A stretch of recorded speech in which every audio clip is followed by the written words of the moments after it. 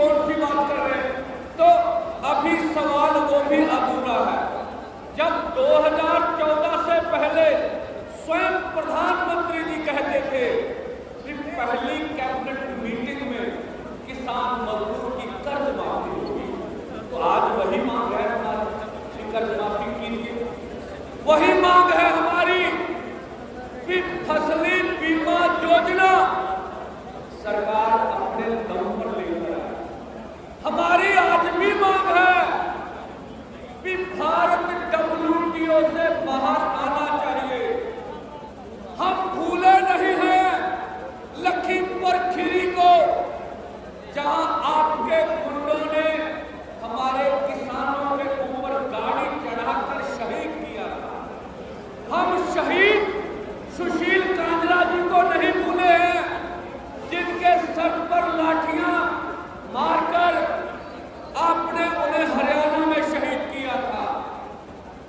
और हम नहीं भूले हैं शहीद शुभकर जी की शहीदी, जिससे भाजपा ने अपने खून से हाथ लगे हुए हैं, हम नहीं भूले हैं। और आपने एक सवाल और पैदा कर दिया कि क्या पीसफुली ढंग से उचाना की जो हमारी मंडी है, जो हमारे टैक्सों से बनी है, आपके प्रधानमंत्री जी आप हमारे बनाए हुए बने हैं, आप जो तनख्वाह लेते हमारे टैक्सों से जाती है, देश का CM जो तनख्वाह लेता हमारे टैक्सों से लेता है, तो क्या हम अपनी मंडी में इकट्ठे नहीं हो सकते? एक सवाल और पैदा हो गया। तो क्या आप इमरजेंसी लगा रहे हमारे ऊपर, और उस समय लगा रहे हैं जब आप घर घर जा रहे हैं कि हमें हरियाणा में हमारी तीसरी बार सरकार बनाई। तो भाई क्यों आपकी सरकार बनाए? इसलिए आपकी सरकार बनाए कि हमें मंडी में भी आप इकट्ठा नहीं होने देंगे, हमारी बात भी नहीं मानेंगे। इसलिए आपकी सरकार बना दे कि आपने 70,000 अर्धसैनिक फोर्स हरियाणा में लगाए थे, और हमारे हरियाणा के लीडरों को घर में जाके उनकी बहू बेटियों को आपने कहा था कि आपकी घर से उठा के ले जाएंगे बहू बेटियों को। आपकी सरकार इसलिए बननी चाहिए कि आप कहते थे आपके पासपोर्ट रद्द कर देंगे। आपकी सरकार इसलिए बननी चाहिए, आप कहते थे आपकी खेती बाड़ी में रेड एंट्री कर देंगे। क्यों? मुझे नहीं लगता जो देश की सरकार किसानों के ऊपर गोलियां चलाएगी, जो देश की सरकार हरियाणा की सरकार हमारे ऊपर इमरजेंसी लगाएगी, हमारी मांगे नहीं मानेगी, हमें देश की राजधानी में जाने नहीं देगी, हम उसे वोट क्यों देंगे?